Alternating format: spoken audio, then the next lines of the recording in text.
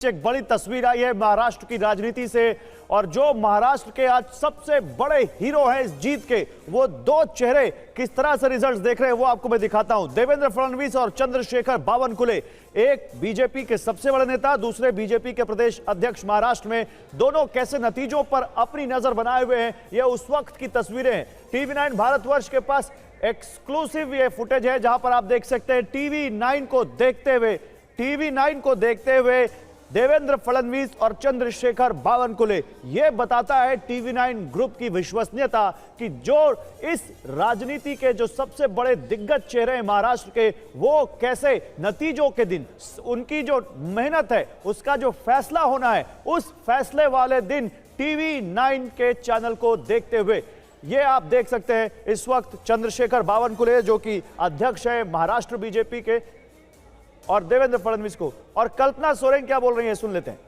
50 के लगभग आंकड़े जेएमएम छू चुकी है, लगभग बहुमत की सरकार बनने जा रही है। जो जनसभाएं और जिस तरह कनेक्शन हुआ है, क्या कहना चाहेंगे? देखिए, मैं अभी फ़िलहाल के तौर पे यही कहना चाहूँगी क्योंकि काउंटिंग अभी भी चल रही है, तो हम लोग जब इतना इंतज़ार किए हैं तो बस कुछ घंटों का और इंतज़ार हो जाए, और मैं समझती हूँ कि अभी कुछ कहना ज़्यादा जल्दबाजी होगी, तो थोड़ा सा वेट कर लीजिए। चलिए कोई बात नहीं, रुझान है। अब आप तो इतने देखिए 23 तारीख का इंतज़ार सबने किया है, और मुझे लगता है कि कुछ घंटों का, 2 से 3 घंटों का इंतज़ार और करिए। लगभग बहुमत के आंकड़े तो आप लोगों ने हासिल लगभग तो 41 का, देखिए मैं 41 क्रॉस करते हुए 50 तक मैं ये कहना चाहती हूँ कि झारखंड की जनता ने, हमारे बड़े बुजुर्गों ने, हमारे भाई दादा ने, हमारी माताओं बहनों ने, हमारे युवा साथियों ने।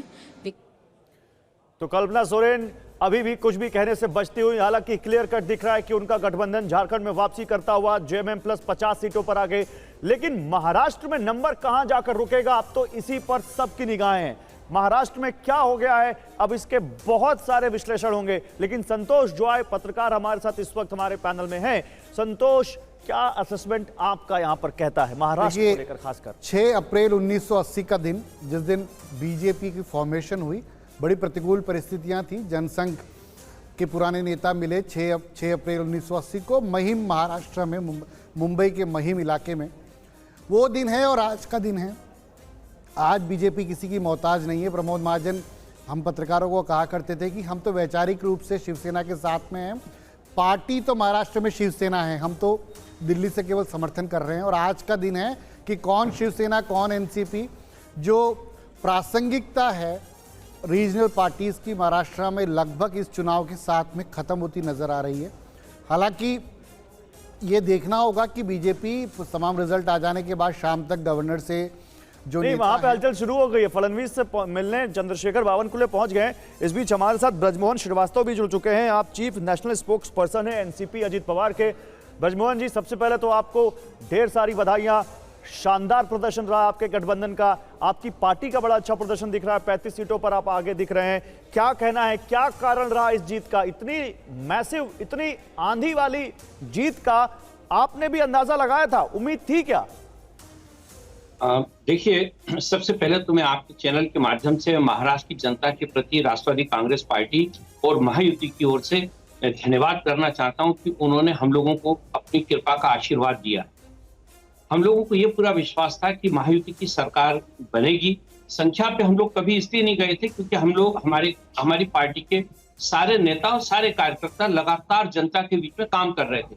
हम लोगों ने लोकसभा के चुनाव के बाद हमारी तीनों दलों के नेताओं ने बैठ के ये फैसला लिया था कि हम अपने रैंक एंड फाइल को इस ढंग से मोटिवेट करें जिससे कि वो एकजुट होकर जनता के बीच में जाएं, और उसी का ये परिणाम है कि हम लोगों ने आदरणीय नरेंद्र मोदी जी की उपलब्धियों के बारे में इस परिणाम का, इस जीत का क्रेडिट सबसे ज्यादा किसको देंगे? पीएम मोदी को देंगे, सीएम योगी को देंगे, फडणवीस जी को देंगे, या अजित पवार को देंगे? अपनी आप किसको देंगे, खासकर एनसीपी की? होगा ईमानदारी से, मेरे दिल से अगर कोई बात कहूं तो ये क्रेडिट मैं सिर्फ और सिर्फ तीनों पार्टियों के कार्यकर्ताओं को दूंगा जिन्होंने जमीन पर इस लड़ाई को लड़ा है। क्या बात है ब्रजमोहन जी, बहुत बहुत आपने इस सलीके से इस जवाब को टाल दिया है और जिस तरह से गौरव ने आपको फंसाने की कोशिश की थी, लेकिन मुझे ये बताइए कि क्या अब इन नतीजों को देखने के बाद आप ये कहेंगे कि हमने ये साबित कर दिया, महाराष्ट्र के लोगों ने ये साबित कर दिया ये जनादेश देकर कि असली एनसीपी अजित पवार वाली ही एनसीपी है? देखिए, हम लोगों ने कभी भी इस विवाद को नहीं किया था, क्योंकि इलेक्शन कमीशन ऑफ इंडिया ने हमारी ही पार्टी को अधिकृत पार्टी माना था और जिसके नेता, जिसके राष्ट्रीय अध्यक्ष आदरणीय अजित दादा पवार और कार्यकारी अध्यक्ष आदरणीय प्रफुल्ल पटेल थे। इसको रिकॉर्ड पे था ये चीज। हम लोगों ने कभी इस विवाद को नहीं छेड़ा, लेकिन दूसरे पक्ष ने इसकी शुरुआत की थी, तो मुझे लगता है जनता ने दूसरे पक्ष को इस बात का जवाब दिया है।